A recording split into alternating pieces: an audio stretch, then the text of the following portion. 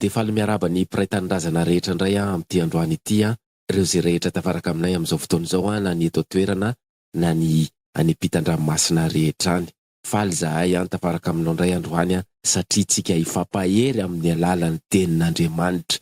Mahafinaritra izany hoe tafaraka malagasy zany hifampahery amin'ny alalan'ny tenin'Andriamanitra. Ka raiso ny araba tsy lany amamina mba pira ritsoa atolotry ny ekipa rehetra nao amin'izao fotoana izao. Tsy manana zavatra irariana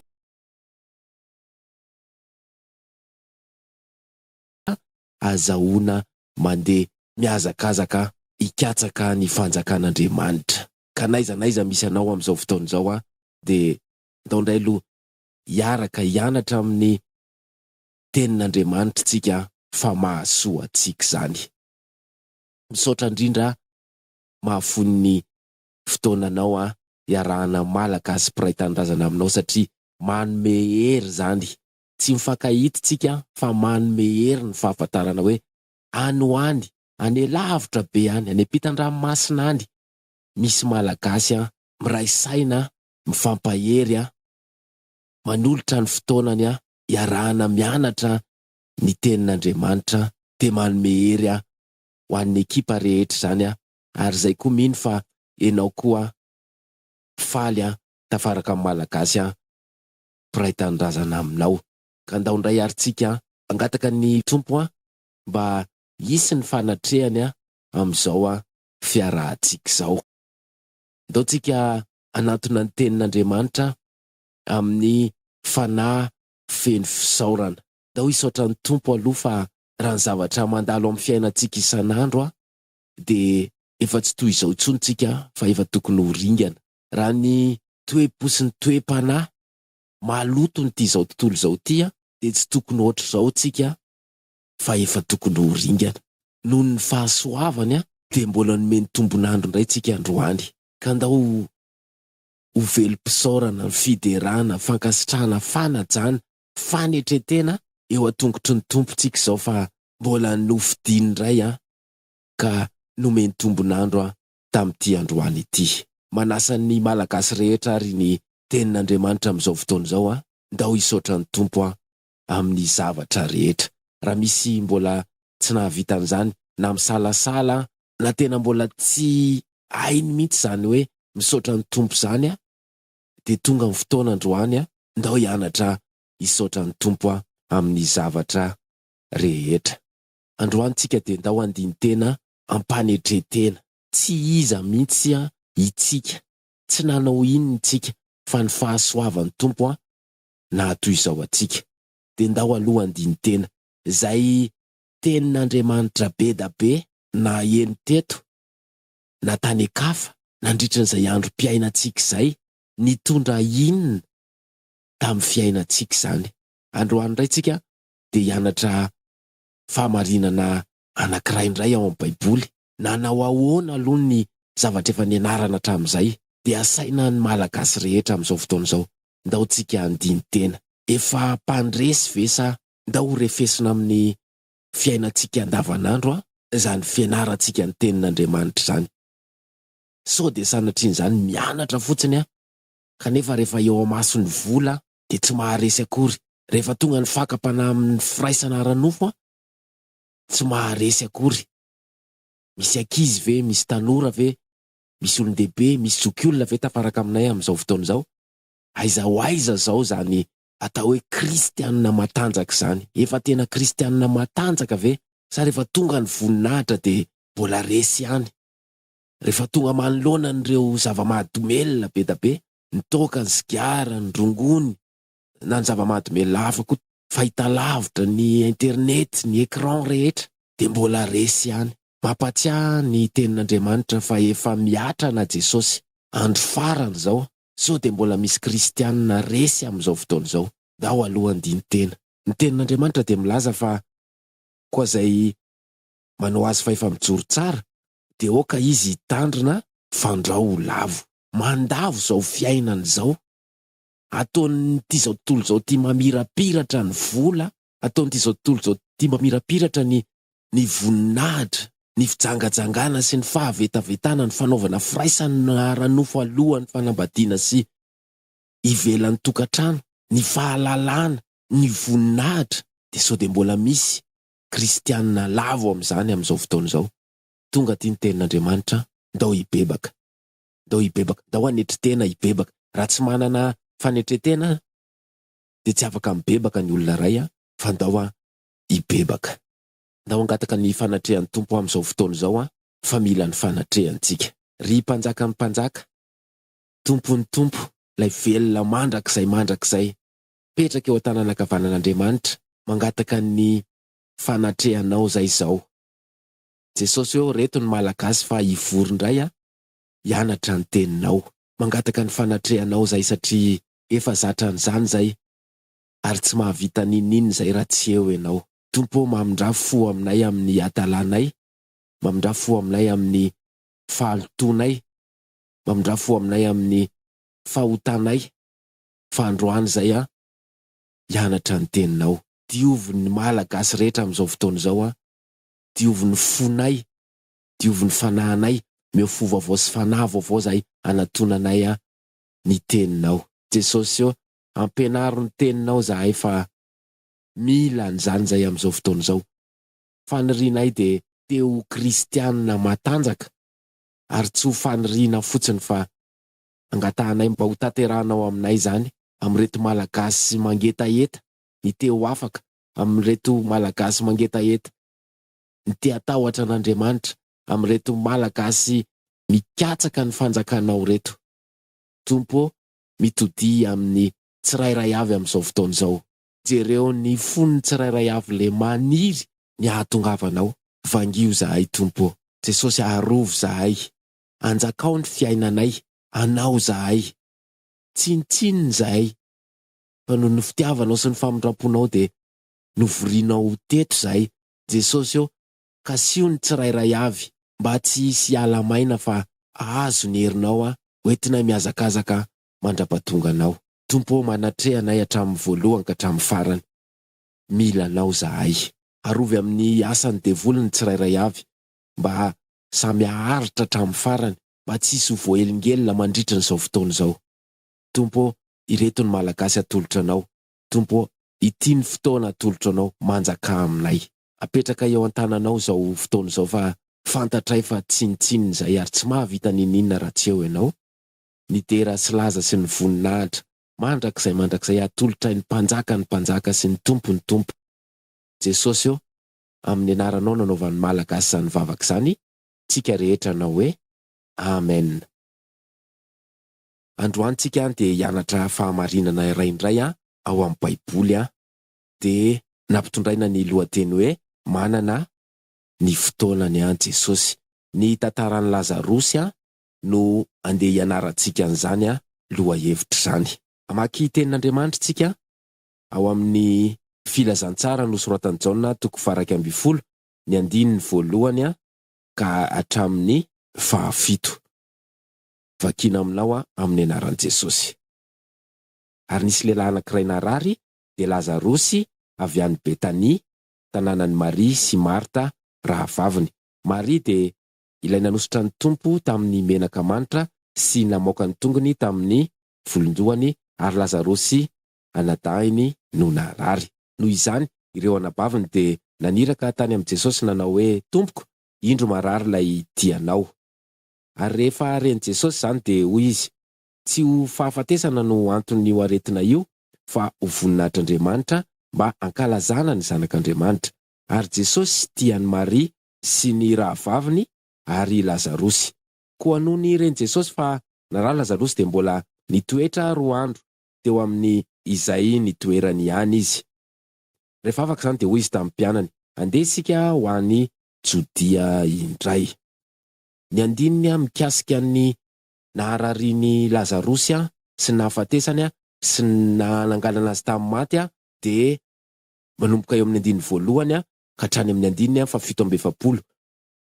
Tsy ho vakitsika daholo zay fa ho raisitsika reo andininy andraisantsika lesona amin'ity androany ity. Nanomboka teo amin'ny 1 ka hatramin'io 7 no vakitsika io de mamaritra ny Lazarosy narary sy ny réaction Jesosy rehefa nandrea izany. I Lazarosy de ozy ny Baiboly hoe anadany Maria sy Marta. Nisy Lazarosy anankiray koa efa nianarantsika, de le Lazarosy mahantra, tsy iny akory zay fa ity Lazarosy tia de anadany Maria sy Marta. Narary io lehilahy io. Eo amin'ny 7 de ozy ny Baiboly hoe tompoko, indro marary lay ity anao. Nofaritan'ny Baiboly tsara fa Lazarosy de tian'i Jesosy.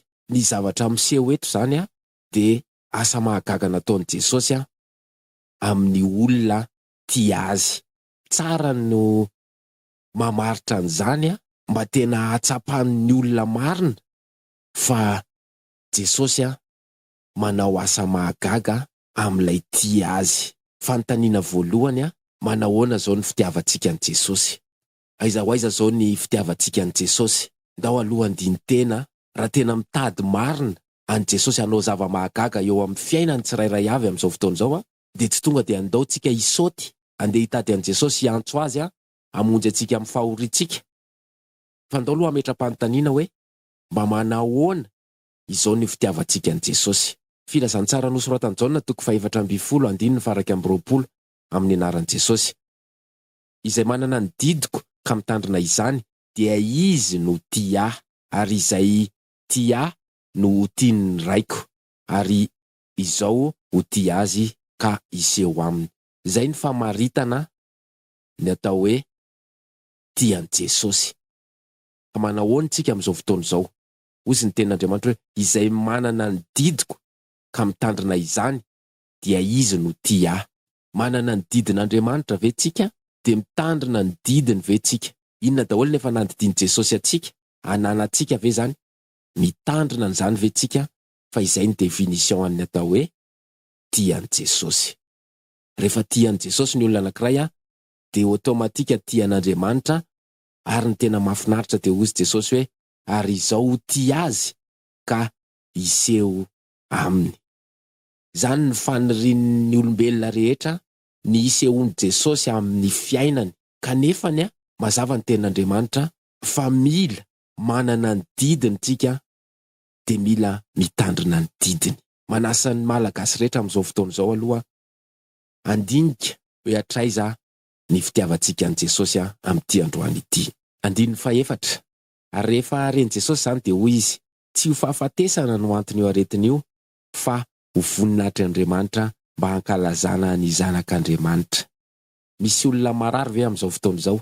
De ozy Jesosy miteny amintsika amin'izao fotoana izao, tsy ho fahafatesana no antony io aretiny io. Na eo am-pandriana tsy afaka mitsangana, na marary fa afaka mandeha ihany, na marary mitondra aretina eny aminy eny, na inona karazana aretina, na inona karazana aretina amin'izao fotoana izao, de miteny amintsika malagasy Jesosy fa tsy ho fahafatesana no antony io aretina io, fa ho voninahitr'Andriamanitra mba hankalazana ny zanak'Andriamanitra. Zany mahatonga antsika foana isaky ny amin'ny voalohany fandaharana hoe ndao hisaotra ny Tompo, ndao hitera sy hankalaza azy amin'ny zavatra rehetra. Na inona zavatra mitranga amin'ny fiainantsika de tsy tokony mifokalize any amin'ny aretintsika, fa mifokalize any amin'ny voninahitr'Andriamanitra sy hankalaza an Jesosy Kristy zanak'Andriamanitra. Misy zavatra diso be ampianarin'ity izao tontolo izao ity, mitsoka ny rivotra amin'izao fotoana izao, isaky ny misy zavatra mitranga de mirona any ny sain'ny zanak'olombelona.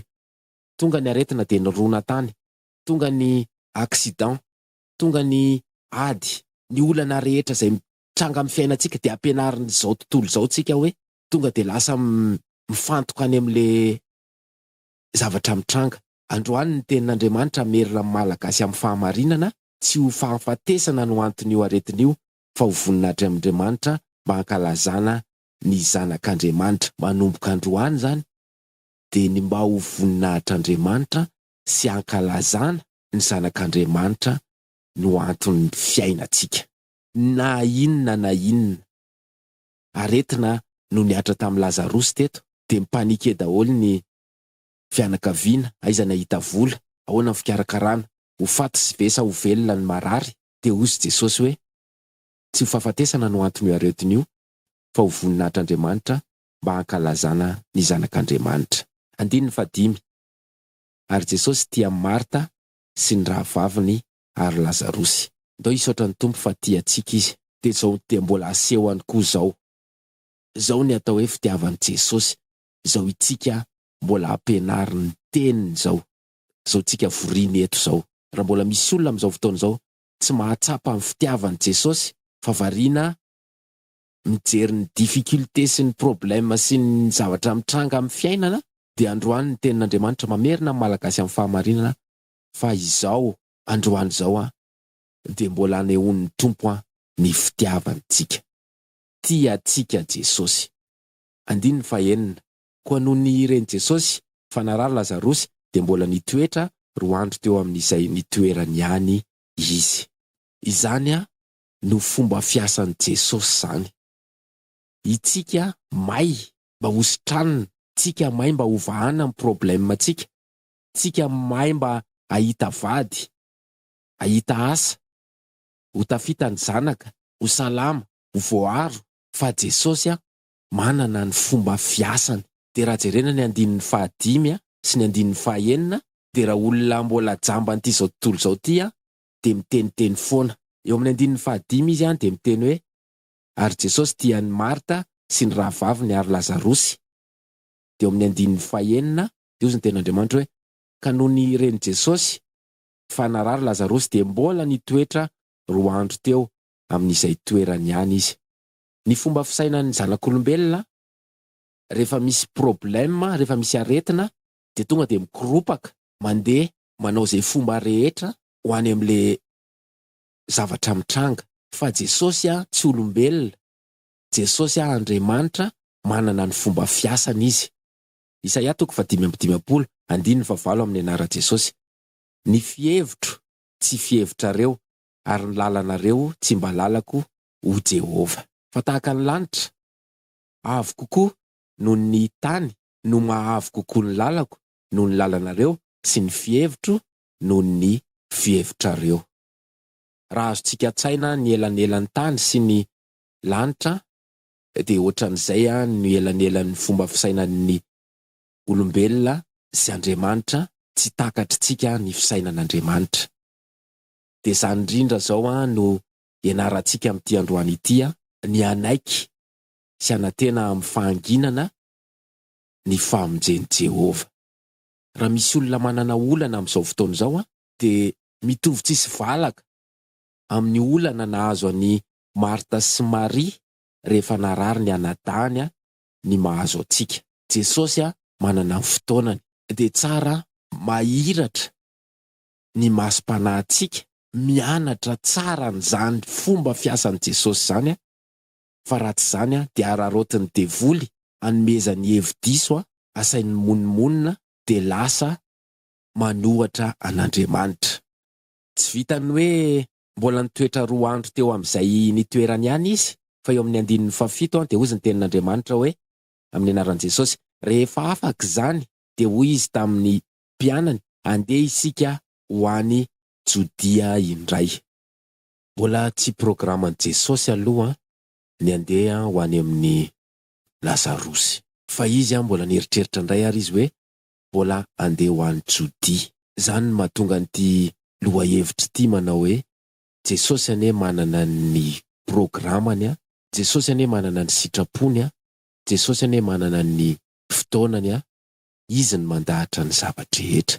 Ny olona nanodidina azy no nikoropaka, fa Jesosy amaha Jesosy Kristy azy dia fantany ny mahasoa ny zanak'olombelona.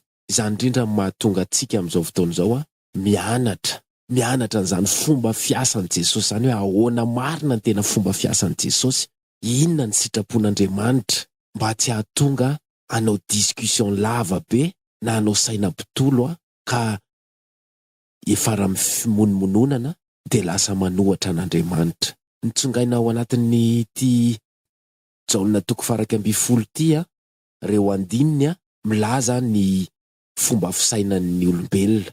vakina aminao amin'ny anaran'i Jesosy. 15 hoy ny mpianany taminy: Rabio, vao aingana teo no nitadiavan'ny Jiosy hitorabato anao, ka ankany indray va ianao? 12 dia hoy ny mpianany taminy: Tompoko, raha natory izy dia ho sitrana. 14 dia hoy Tomasy, izay atao hoe Didimo tamin'ny mpianatra namany: andeha koa isika mba hiara-maty aminy. 20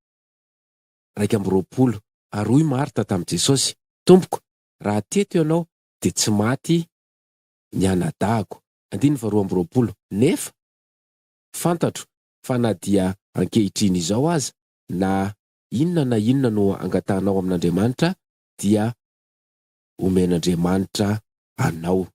24 fa hoy Marta taminy: fantatro ihany fa hitsangana indray izy amin'ny fitsanganan'ny maty amin'ny andro farany. 17 fa hoy ny sasany: moa tsy haindra lehilahy ity izay nampahiratra ny mason'ilay jamba va ny nanao izay tsy nahafaty andra lehilahy ity? 17 ary hoy Marta, anapavin'ny maty taminy: Tompoko, efa maimbo izy zao, efa maty efarana izy. Reo andinin'ireo dia le fomba fitenitsika amin'ny andavanandro. Eo akaikin'i Jesosy tsika, mpianatry Jesosy tsika, kristianina tsika, dia ny teny i Marta tian'i Jesosy. Ny mpianatra dia efa mpianatry Jesosy ihany, fa mbola ny teny andreo andinin'ireo manambara tsy finoana ry zareo. Ohatra ny fitenitsika isan'andro ihany, ohatra ny fanaontsika isan'andro ihany. Vao misy zavatra miseho dia tsy mandiny tena, mieritreritra, mandeha mibebaka, fa lasa aingana mifantoka amin'ny problème, amin'ny loza, amin'ny aretina, amin'ny fahasairanana. Dia androany hianatritsika fa Jesosy manana ny sitrapony, tsy takatritsika ny fisainany, izy ny Jesosy mpamonjy atsika, dia ndao angataka amin'ny tompo mihitsy androany mba tsy ho mpiainy fotsiny fa tena ho mpanatanteraka ny teny isika. Ndao tsy avelan-dalo fotsiny zao fampianarana zao, zao famindram-po mbola azontsika zao. Ndao tsika tena hitalao eo tongotry ny tompo mba hiasany amintsika, mba hanana finoana tsara mihoatra noho ny volamentsika. Nampahonenan'i Jesosy mihitsy nijery ny olona, nitomany, ny hainy ny tenin'ny olona satria tsy mino ny olona. Eo amin'ny 17 amin'ny anaran'i Jesosy. Ary Jesosy no nahita azy nitomany sy ny Jiosy izay niaraka tamin'ny nitomany koa, dia nisento tao am-panahiny sady sahiran-kevitra. 15 nitomany Jesosy. 17 dia nisento tao anatiny indray Jesosy ka nakeo amin'ny fasana izy, ary zoy izany sady nisy vato narindrina teo. Misy fotoana zany Jesosy niseto am-panahy izy ny tenin'Andriamanitra. Nisy fotoana zany Jesosy nitomany. Nisy fotoana zany Jesosy dia nisento tao anatiny. No ninona? Satria tsy mino ny olona, satria nifantoka tany amin'ny fahafatesana ny olona, satria nifantoka tany amin'ny aretina ny olona, dia vozongozona ny finoany. Dia mpahazo atsika isan'andro koa retina azo ny Marta sy Maria reto. Mahazo tombony tsika androany satria mianatra androany fa Jesosy manana ny fotoanany, Jesosy manana ny sitrapony, ary zany rehetra zany dia mahasoa atsika. Aretina ny azy roa vavy teto, inona ny ianao? Ela ve vao mahita vady dia monimonina? Ela ve vao sitrana dia lasa mamonjy gasy? Ela ve vao mahazo toerana? Hiarany tsirariny ve? Ela vao tonga ny fitahiana? Fisainan'ny olombelona miteny hoe ela. Ty zao tontolo zao ty koa mampianatra an'izany. Fa androantsika Jesosy miteny hoe tsy aretina no anton'io fa ho voninahitr'Andriamanitra sy ankalazana ny zanak'Andriamanitra. Ndao tsy avelan-dalo zany tenin'i Jesosy zany. Mbola naveriny zany eo amin'ny 17 dia hozy Jesosy hoe tsy voalazako va fa raha ino ianao dia ho hitanao ny voninahitr'Andriamanitra. Ndao andiny tena aiza ny finoantsika. Be da be zao ny zavatra misy ny arety mandringana, cyclone voaviana nandalo, ty guerre nucléaire ty efa manantanina, ny vidin-javatra isan'andro, ny problème hita ao atokantrano, ny any am-piasana, ny amin'ny fiarahamonina, ny insécurité. Ozy Jesosy androany, raha ino ianao dia ho hitanao ny voninahitr'Andriamanitra. Inona ny antony ianarantsika eto isan'andro? Raha ohatra tsika hiala maina eto, hiala eto indray dia ohatra tsy nisy ninona fa nafinaritra fotsiny ny hainy tenin'Andriamanitra, fa rehefa avy eo dia ny eo ihany ny eo.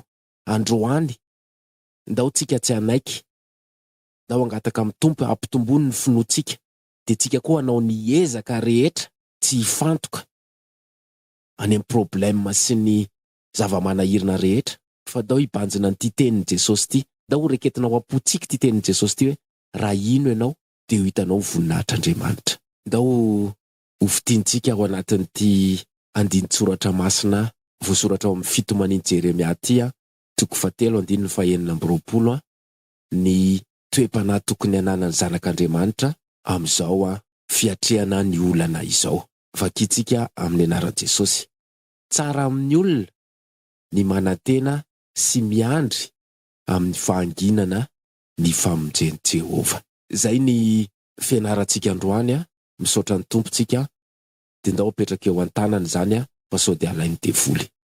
Jesosy misaotra betsaka napahiratra ny masona indray androany, misaotra betsaka namangy anay. Tompo, ndreto zahay kristianina, ndreto zahay mino anao, kanefany rehefa tonga ny loza, rehefa tonga ny zava-manahirana dia concentré any zay, lasa any ny eritreritra dia lasa mitady vahaolana. Misaotra betsaka nampianatra androany, misaotra noho ny teninao. Ny finoanay problème, miozongozina ny finoanay rehefa tonga ny cyclone, rehefa tonga ny arety mandringana, rehefa manantanina ny guerre nucléaire, rehefa tsy manam-bola, rehefa mbola tsy mahita vady, dia miozongozina ny finoanay. Misaotra nampianatra androany. Jesosy mekoka amin'ny malagasy rehetra, nitera sy nilaza ny voninahitra mandrakizay ho anao. Manandratra anao zahay, atolotray ny vavanay hideranao, atolotray ny lohalika, andohalika eo anatrehanao, ekoka eo anatrehanao. Tompo, tsinitsininy zahay, mpanota, maloto, adala, tsy mino, nefa mbola nangoninao indray androany dia nampianarinao. Jesosy misaotra betsaka, mamelany elokay. Tompo, mamelany elokay. Bangiony malagasy amin'izao fotoana izao, avaozy zahay, sasao amin'ny ranao zahay, sasao amin'ny teninao zahay. Tompo, miofo vaovao sy fanahy vaovao zahay, andehananay mahitsy eo anatrehanao. Misaotra noho ny teninao, misaotra ny famanginao, misaotra manao ny asa mahagaga amin'ny fiainanay isan'andro. Misaotra amin'ny fona ho anay, mahatsiaro tena voata zahay, mahatsiaro tena tiany zahay noho izao fanehoanao ny fitiavanao sy ny famindraponao izao indray androany. Jesosy eo, misaotra betsaka. Misaotra niaraka taminay tamin'ity androany ity, misaotra nanatrika anay hatramin'ny voalohany ka hatramin'ny farany, misaotra niaro anay, misaotra noho ny teninao, misaotra noho ny amin'ny reto malagasy miparitaka eran'izao tontolo izao reto, ny tera sy laza sy ny voninahitra tolotray mandrakizay ho an'ny mpanjaka. Tompo ny tompo, lay mipetraka eo an-tanana ankavanan'Andriamanitra, manjaka mandrakizay. Ny vahoaka malagasy anonona n'izany vavaka izany amin'ny anaranao, tsika rehetra anao hoe amen. Makasitraka indrindra ny vahoaka malagasy izay niaraka taminay tamin'ity androany ity, tsy niova radio ianao, ametraka ny mandram-piona ny ekipa rehetra, fa manantena ny mbola hifankahita, ndao anantena sy andry amin'ny fahaminginana ny famonjeny Jehova fa efa akaiky izy.